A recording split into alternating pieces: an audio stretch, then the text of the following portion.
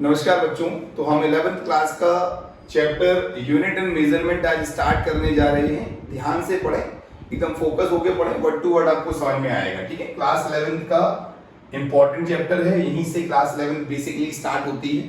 तो unit and measurement में सबसे पहले हमें एक चीज पढ़नी है जिसका नाम है फिजिकल क्वांटिटी। क्या होती है, what are the physical quantity?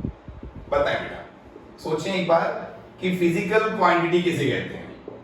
Physical quantity आपने सुना होगा, मास, लेंथ, टाइम, टेम्परेचर, करंट, जितनी भी क्वांटिटीज जिनसे आप डील करते हैं। देखो ऐसी क्वांटिटी बेटा, ऐसी क्वांटिटी जिनको क्या कर सकते हैं, हम मेजर कर सकते हैं। The quantity which can be, the quantity which can be, the quantity which can be measured, which can be measured directly or indirectly. देखो there are two type of measurement. तो ऐसी क्वांटिटी जिनको हम major कर सकते हैं, the quantity which can be measured directly or indirectly is known as physical quantity. Known as physical quantity. Clear है क्या? ऐसी क्वांटिटी जिनको हम मेजर कर सकते हैं। डायरेक्ट मेजरमेंट मतलब स्केल से मेजर करें। इनडायरेक्ट मेजरमेंट आपने पढ़ा होगा क्लास 10th में, हाइट एंड डिस्टेंस पढ़ते हैं, बहुत सारे तरीके हैं इनडायरेक्ट मेजरमेंट के। तो ऐसी क्वांटिटी जिनको हम मेजर कर सकें डायरेक्ट या इनडायरेक्ट मेजरमेंट से, उन्हें क्या बोलते हैं बेटा? उन्हें हम फिजिकल क्वांटिटी बोलते हैं। The formula is Q is equal to N into U। यहां पर Q क्या है बेटा मेरा? Q मेरी फिजिकल क्वांटिटी है, N क्या है मेरा? Numerical part. It is the numerical part. Numerical part का मतलब क्या होता है बताएं? It is also known as magnitude of a quantity. क्या बोलते हैं इसे? इसे बोलते हैं मैग्नीट्यूड। Q क्या है मेरा? क्वांटिटी है, ठीक है। Q is the quantity, N is the numerical part and U क्या है इसकी? U है इसकी यूनिट, यूनिट ऑफ मेजरमेंट। किसमें? इस क्वांटिटी को क्या करेंगे हम? मेजर करेंगे। बात समझ में आई? तो Q क्या है बेटा मेरा? फिजिकल क्वांटिटी है, N उसका न्यूमेरिकल पार्ट है, U क्या है उसकी? यूनिट है। ध्यान दो, मैं आपको एग्जांपल देके समझाता हूं। मैंने बोला मेरा मास है, सपोज करो 80 किलोग्राम, ठीक है। मेरा मास 80 किलोग्राम पढ़ा हुआ है आपने, मास वेट में डिफरेंस पढ़ रखा है 9th स्टैंडर्ड में। तो मास क्या है? 80 किलोग्राम है। अब मास क्या है मेरा? फिजिकल क्वांटिटी है। 80 क्या है उसकी? न्यूमेरिकल वैल्यू है, मतलब मैग्नीट्यूड है। और kilogram is the standard value, standard unit है जिसमें क्या करते हैं हम मास को मेजर करते हैं। ठीक है, एक एग्जांपल हो गया।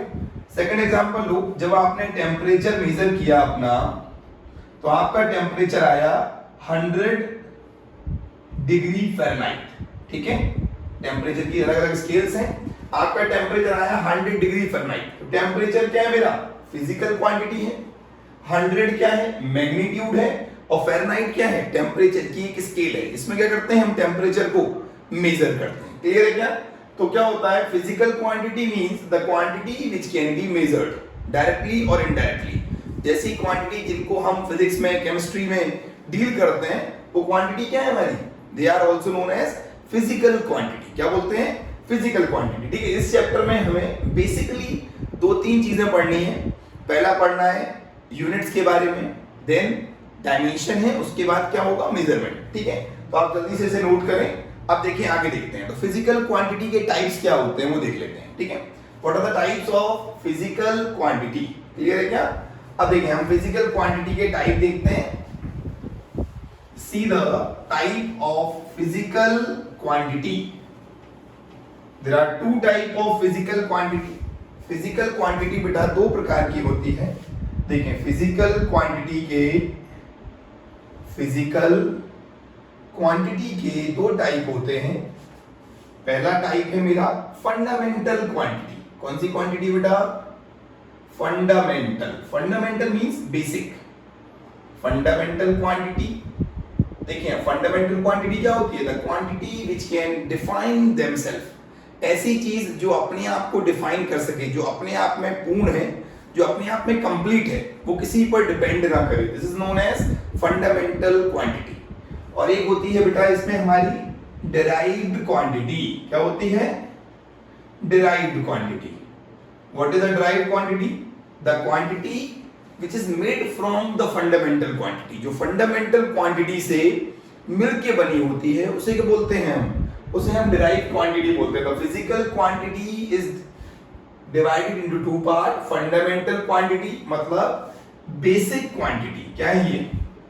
दे आर द बेसिक क्वांटिटीज, ठीक है। Define themselves, they can define themselves, ठीक है, ये अपने आप को डिफाइन कर सकते हैं। क्लियर है क्या? और डिराइव्ड क्वांटिटी क्या होती है? Which is made by, which are made by fundamental. जो फंडामेंटल से मिलके बनती हैं उन्हें क्या बोलते हैं?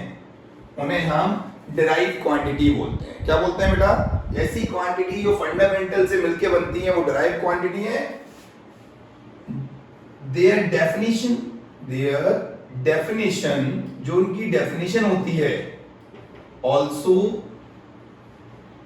Taken from fundamental, taken from fundamental quantity, taken from fundamental quantity. बात सही है? उनकी डेफिनेशन क्या है? फंडामेंटल क्वांटिटी से लेते हैं। अब एक चीज बताया, मैंने अभी आपको एक फॉर्मूला बताया था, Q equal to N into U बताया था। इसमें Q मेरा क्वांटिटी है, N मेरा न्यूमेरिकल पार्ट है, U क्या है? मेरी यूनिट है। क्लियर है क्या? अब एक चीज बताओ कि अगर न्यूमेरिकल पार्ट का यूनिट से क्या रिलेशन होता है? It is inversely proportional. जिस भी वैल्यू की, जिस भी क्वांटिटी की न्यूमेरिकल पार्ट बड़ा होता है उसकी यूनिट क्या होती है? छोटी होती है। It means n is inversely proportional to unit. I give you one example. एक फॉर्मूला ये बन सकता है मेरा n1u1 is equal to n2u2 for the conversion करने के लिए एक फॉर्मूले को हम यूज करेंगे, इंपॉर्टेंट फॉर्मूला है, ठीक है। अब एक चीज बताओ, I give you one example on this. 1 kilometre is equal to 1000 metre. सही है क्या? 1 किलोमीटर में 1000 मीटर होते हैं। क्लियर है? उसके बाद इसको और आगे बढ़ाते हैं। This is 3 4 5 centimetre. देखें, जितना आप छोटा करते जा रहे हैं, जितनी यूनिट को आप छोटा करते जा रहे हैं, न्यूमेरिकल पार्ट क्या होता जा रहा है? उतना ही बड़ा होता जा रहा है। यहाँ देखो, यूनिट बड़ी है, न्यूमेरिकल पार्ट छोटा है। कहीं यूनिट छोटी, न्यूमेरिकल पार्ट बड़ा। यहाँ पर यूनिट और छोटी, न्यूमेरिकल पार्ट और बड़ा। और सपोज करो 1 किलोमीटर में कितना हो जाएगा? 3 मिलीमीटर, मतलब 10 की power 6 millimetre is equal to 1 kilometre. बात समझ आ रही है? 1 किलोमीटर में 10 की पावर 6 मिलीमीटर होता है। मतलब जितनी आपकी यूनिट छोटी होगी, न्यूमेरिकल पार्ट उतना ही बड़ा होता जाएगा। मतलब न्यूमेरिकल पार्ट क्या है? यूनिट के इनवर्सली प्रोपोर्शनल है। ऐसा है? न्यूमेरिकल पार्ट का अगर यूनिट से हम ग्राफ प्लॉट करते हैं, क्या करते हैं? If I plot a graph of numerical part with the unit, it is inversely proportional। कैसा होता है ये inversely proportional ग्राफ बनेगा। क्लियर है क्या? फिजिकल क्वांटिटी क्या होती है बेटा? These are the quantities which can be measured directly or indirectly, ठीक है। अब फिजिकल क्वांटिटी में दो टाइप की क्वांटिटी में आपने पढ़ी है। फंडामेंटल क्वांटिटी जो कि अपने आप को डिफाइन करती है, ठीक है। There are 7 fundamental quantity. कितनी क्वांटिटी फंडामेंटल है? 7 क्वांटिटीज आर फंडामेंटल। और उसके अलावा जितनी भी क्वांटिटी है वो सारी कैसी है बेटा? वो सब डिराइव्ड क्वांटिटी है। क्लियर है क्या? चलो अब आगे चलते हैं और आपको बताते हैं इसमें कि फंडामेंटल क्वांटिटीज और डिराइव्ड क्वांटिटी को अलग अलग स्टडी कैसे करते हैं। हटा दें इसको, जल्दी से आप इसे नोट करें, फिर हम आगे चलते हैं, ठीक है। चलो तो आगे चलते हैं। अब फंडामेंटल क्वांटिटी की बात कर लेते हैं थोड़ी सी कि फंडामेंटल क्वांटिटी क्या होती है। ये इसका लेक्चर नंबर 1 है, चैप्टर यहीं से स्टार्ट होता है।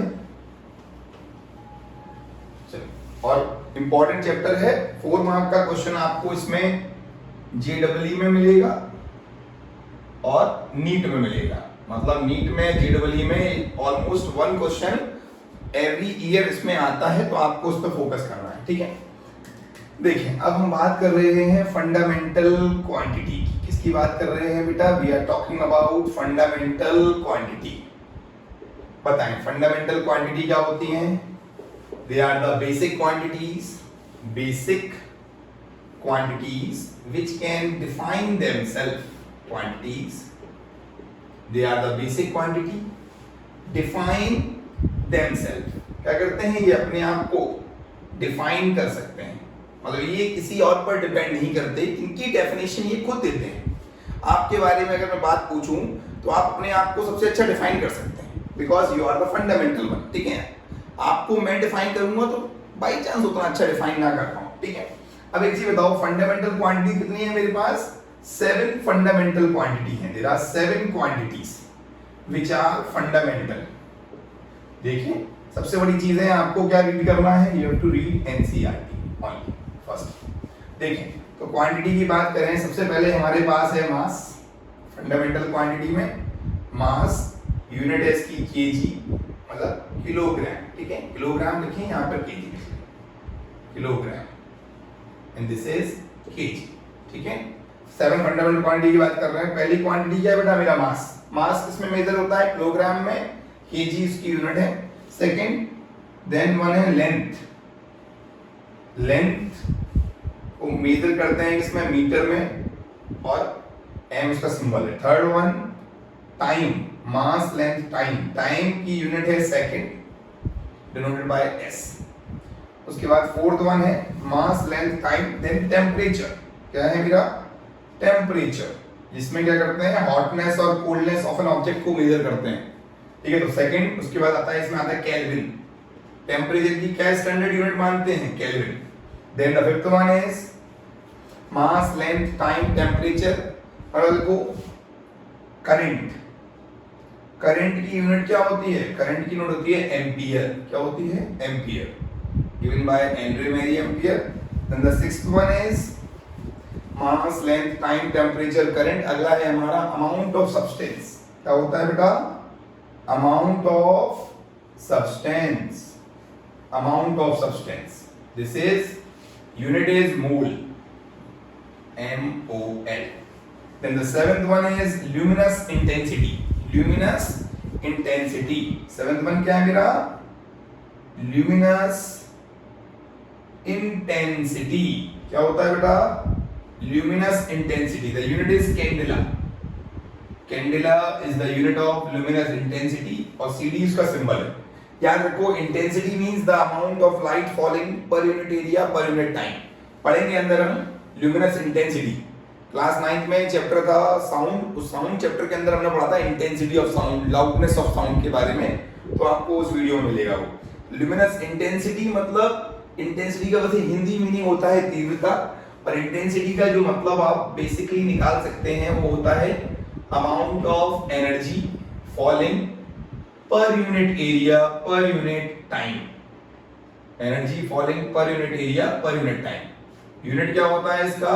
This is joule, area is metre square, time is second, joule upon second is watt, watt per metre square. It is the unit of intensity, basic intensity, but it is luminous intensity. Clear है क्या? जल्दी से आप इसको note करेंगे। There are 7 fundamental quantity, और हमारे पास 2 supplementary quantity भी होती हैं। कौन कौन सी? देखिए, सप्लीमेंट्री क्वांटिटीज में हमारे पास क्वांटिटी है। पहला तो है मेरा एंगल, एक होता है प्लेन एंगल, ठीक है, एक होता है solid angle. Solid angle, plane angle की यूनिट होती है रेडियन। क्या होती है एंगल की unit? Angle is a quantity which have unit but no dimension formula। पता है डायमेंशन फॉर्मूला क्या होता है? और सॉलिड एंगल की यूनिट होती है स्टेरेडियन, स्टेरेडियन। ठीक है बेटा, तो they are 2 supplementary unit also. बात समझ में आया? फंडामेंटल क्वांटिटी क्या होती है? ऐसी क्वांटिटी जो अपने आप को डिफाइन करती है। एनसीईआरटी में आप टेबल देखें, उसमें 1 किलोग्राम की डेफिनेशन होगी, 1 मीटर की, 1 सेकंड, 1 केल्विन, 1 एम्पियर, जितनी भी क्वांटिटी है वो सब अपने खुद के फॉर्म में डिफाइन की गई होंगी। अगर आपको ऐसा लग रहा है कि करंट तो क्या होता है सर, देखो करंट आप समझ सकते हैं I = Q/T होता है। आप बोल रहे हो कि करंट क्या होता है? चार्ज पे टाइम पे डिपेंड करता है, मतलब 1 एम्पियर। बट लेकिन स्टैंडर्ड क्वांटिटी में ये डेफिनेशन आपको नहीं मिलेगी। स्टैंडर्ड में आपको डेफिनेशन कुछ अलग मिलेगी। आप एनसीईआरटी में देखें, आपको इस इन 7 क्वांटिटीज की डेफिनेशन क्या होगी, इन्हीं के टर्म्स में डिफाइन होगी, वो किसी और के टर्म्स में डिफाइन नहीं हो सकती। ठीक है, मैं आपको एक एग्जांपल देके समझाता हूं कैसे। तो फंडामेंटल क्वांटिटी क्लियर है बेटा, ऐसी बेसिक क्वांटिटी जो किसी और पर डिपेंड नहीं करती। चले हटाते हैं इसे और अब आपको थोड़ा सा एक दो डेफिनेशन बता देते हैं इसकी, क्या फिर हम कैसे डिफाइन करेंगे इनको। ठीक है, चलिए आगे चलते हैं इसमें। This is the basic lecture of this topic. आप लगातार लेक्चर की सीरीज आपको मिलती जाएगी, तो आप देखते जाइए। देखिए, अब उसके बाद हमने इसमें बात की कि सपोज करो आपको डिफाइन करना है मान लो आपको 1 मीटर डिफाइन करना है। What is 1 metre? बताओ 1 मीटर की डेफिनेशन कहां से लाओगे?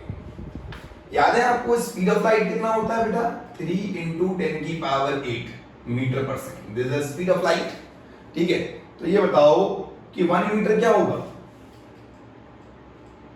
1 मीटर मतलब डिफाइन कर लो, स्पीड का फॉर्मूला क्या होता है पहले इसी बताओ। Speed is equal to distance upon time होता है, डिस्टेंस अपॉन टाइम। अब स्पीड कितनी है लाइट की? 3 × 10⁸ डिस्टेंस मुझे डिफाइन करना है और टाइम कितना ले लिया मैंने? 1 सेकेंड। ठीक है, तो डिस्टेंस कैसे डिफाइन कर पाओगे बताओ? मुझे 1 मीटर डिफाइन करना है, 1 मीटर कब कवर करेगा? देखो अगर तुम ऐसे बात करो तो 1 मीटर कवर करेगा कितने में? 1/3 × 10⁸ सेकेंड में। जितना डिस्टेंस कवर करता है ना लाइट, उसे क्या कहते हैं? उसी को हम 1 मीटर कहते हैं। क्या कहते हैं? It is the distance covered by light in a time of 1/3 × 10⁸ second. इतने सेकेंड में जो डिस्टेंस कवर करेगा वो क्या होगा मेरा? 1 मीटर होगा। क्या होगा? 1 metre. How can you define 1 ampere? You can take this definition from the NCERT. देखो हमारे पास 2 कंडक्टर्स हैं। ठीक है, ये डेफिनेशन कहां से ली है? एनसीईआरटी से ली हुई है।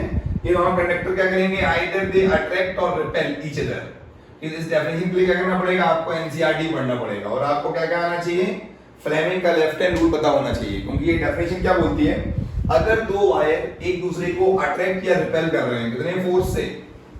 2 × 10⁷ न्यूटन के फोर्स से अट्रैक्ट और रिपेल कर रहे हैं, when they are placed at 1 metre distance apart.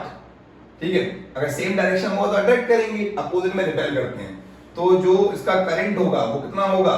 1 ampere होगा। This definition is written in your NCERT. This is the standard definition, standard definition of 1 ampere. You can't write 1 ampere is equal to 1 coulomb per second, वो नहीं चलेगा यहाँ पर। ठीक है, 1 ampere की standard definition कैसे मिलेगी? जब 2 कंडक्टर जिनकी लेंथ सेम है, इनफाइनाइट कंडक्टर हैं, 1 मीटर का डिस्टेंस है, आइदर दे अट्रैक्ट और repel with the force of this much Newton, the current is 1 ampere. यहाँ पे क्या लगाना पड़ेगा हमें? आप थंब रूल लगाओगे। थंब रूल से क्या बनाओगे बेटा? थंब रूल से बनाओगे इसके आसपास मैग्नेटिक फील्ड बनाओगे। ठीक है, बट ये हम बाद में कभी आपको एक्सप्लेन करेंगे, क्योंकि अभी आपको उतना समझ में नहीं आएगा। ठीक है, तो आप इसके लिए एनसीईआरटी फॉलो करें, आपको इसकी डेफिनेशन वहां पर मिलेगी। ठीक है बेटा, चलिए अब आगे चलते हैं और आपको बताते हैं what are the derived quantity. Derived quantity क्या होती है वो देख लेते हैं। क्लियर है क्या? तो डिराइव्ड क्वांटिटी की डेफिनेशन देने वाले हैं। बाकी डेफिनेशंस आपको स्टैंडर्ड क्वांटिटी की कहां मिलेगी? एनसीईआरटी में। देखिए, बहुत सारी डेफिनेशन पूछी भी जाती हैं और बहुत सारी नहीं भी पूछी जाएंगी, इसलिए आपको प्रिपेयर करके रखना है इस टॉपिक को। ठीक है, चलिए अब आगे देखते हैं। तो हम बात कर रहे हैं the second one is derived quantity. क्या बोलते हैं बेटा? Derived quantity. बताओ डिराइव्ड क्वांटिटी क्या होता है? which depend on fundamental, which depend upon fundamental quantity, which depend on fundamental quantity। जो fundamental quantity पर डिपेंड करते हैं उन्हें क्या बोलते हैं? डिराइव्ड क्वांटिटी बोलते हैं। their definition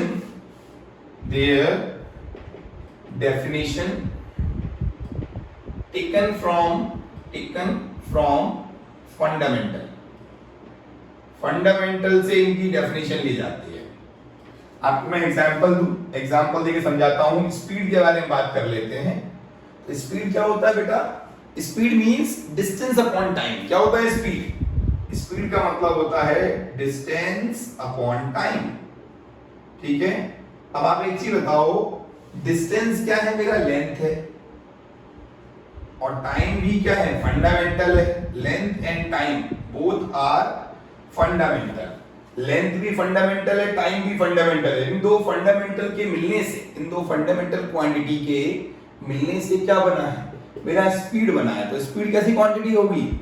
speed is a derived quantity. You can define speed as rate of change of distance, rate of change of distance. Speed is defined as rate of change of distance. Clear है क्या? चलो एक और ले लेते हैं। हम बात करते हैं फोर्स की। Force is mass into acceleration. Mass is a fundamental quantity. Mass कैसी क्वांटिटी है बेटा? एक फंडामेंटल है। और एक्सेलरेशन क्या है? डिराइव्ड है। एक्सेलरेशन का फॉर्मूला आप सब जानते ही हैं, change in velocity upon time, ठीक है। तो कुल मिला के फोर्स भी क्या है? मेरा डिराइव्ड क्वांटिटी है। तो जो 7 क्वांटिटी मैंने आपको बताई थी फंडामेंटल की और 2 सप्लीमेंट्री क्वांटिटी, उनके बाद जितनी भी क्वांटिटी है वो सब क्वांटिटी कैसी हैं? They all are the derived quantity. कैसी क्वांटिटी बेटा? वो सब की सब हमारी डिराइव्ड क्वांटिटी है, ठीक है। चलो हटाते हैं इसको और अब बताते हैं आपको यूनिट क्या होता है। What is a unit and what are the system of units. Unit क्या होती है और सिस्टम ऑफ यूनिट्स क्या होता है। Just see what is a unit and the system of units. Unit क्या होता है और सिस्टम ऑफ यूनिट क्या होता है। देखें, व्हाट इज अ यूनिट, बताएं जल्दी। यूनिट किसे कहते हैं? यूनिट का मतलब होता है ऐसा स्टैंडर्ड जिसमें हम किसी क्वांटिटी को क्या करते हैं? मेजर करते हैं। They are the chosen standards in which we can measure a quantity. We can measure a quantity. जिसमें हम किसी क्वांटिटी को मेजर करते हैं बेटा, उसे क्या बोलते हैं? उसे हम यूनिट बोलते हैं। क्या बोलते हैं? यूनिट, ठीक है। ऐसे एग्जांपल लो, मास को किसमें मेजर करते हैं? किलोग्राम में। लेंथ को किसमें मेजर करते हैं? मीटर में। टाइम को सेकंड में। टेम्परेचर को केल्विन में, ठीक है। तो ये हमारे चूजन स्टैंडर्ड्स होते हैं, इनमें क्या करते हैं? किसी क्वांटिटी को हम मेजर करते हैं, आइदर डायरेक्टली और इनडायरेक्टली। देखें, अब हमारे पास एक बात है, system of units. We have to study system of units. देखिए याद रखें, time to time, place to place, there are different systems जो क्या किए गए हैं? फॉलो किए गए। जब आप केक लेने जाते हैं तो वो आपसे बोलते हैं कितने पॉइंट का केक चाहिए, 1 पॉइंट 2 पॉइंट, बट मास की यूनिट तो क्या होती है? केजी होती है। तो वो पॉइंट क्यों बोल रहे हैं? बिकॉज वो कोई दूसरा सिस्टम है। देखो हमारे पास जो पहला सिस्टम है उसको बोलते हैं FPS सिस्टम। क्या बोलते हैं बेटा? FPS system, foot pound second system. क्या बोलते हैं? Foot pound second system. Foot pound second system. इसका एक नाम और है ब्रिटिश इंजीनियरिंग सिस्टम। कौन सा सिस्टम बेटा? It is known as British engineering system. It is British engineering system. ये ब्रिटिश इंजीनियरिंग सिस्टम है जिसमें हम लेंथ को किसमें नापते हैं? लेंथ को नापते हैं फुट में। Length is measured in foot. Foot मतलब जो पुराने इनके राजा हुआ करते थे, उनके पैर का जो साइज था, it is not fix, but वो इसको यूज करते थे, ठीक है। उसके बाद मास को किसमें नापते थे? मास को मेजर करते थे पाउंड में, ठीक है। अभी भी हम बहुत सी जगह इसको यूज करते हैं। और टाइम को किसमें मेजर करते थे बेटा? सेकंड में। But this system is absolute now.